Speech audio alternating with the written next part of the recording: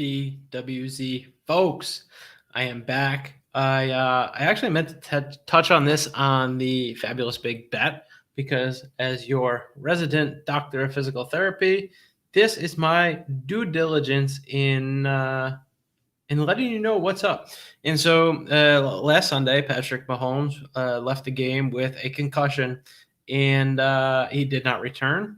And there is some skepticism or questioning or um, some query as far as if he will play this Sunday. So that's a full 7 days from when he had his concussion.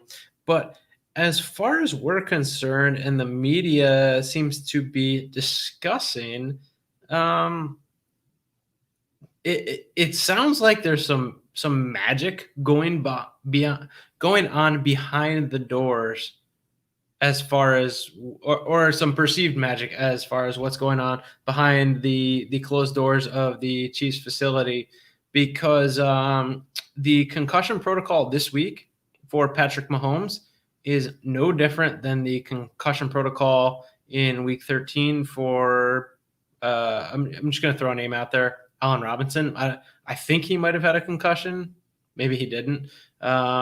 We could go back to week 3 and make up, maybe Jerry Sinclair got concussed on a Sunday of week 3 because he dropped a history book on his forehead because he realized he was studying history and wanted to go to sleep because studying history is super boring.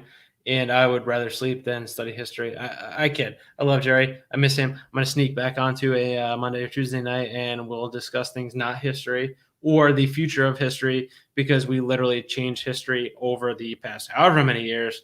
There's going to be a textbook someday of the United States from 2013 to 2017 to 2020 will be its own textbook someday. I know I'm rambling, but that's sort of how this entertainment thing works. But anyway, it sounds like it came out on Monday that Patrick Mahomes had made leaps and bounds in his concussion protocol rehab. That doesn't exist. The concussion protocol is step by step. The best you could do is get from Sunday to Saturday and be cleared. You could very much be on track.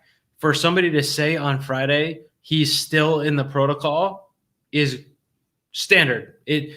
For somebody to get a concussion on Sunday and to still be in the protocol Friday is standard. Like, if somebody is concussed on Sunday and they aren't in the protocol on Friday, perhaps they're dead.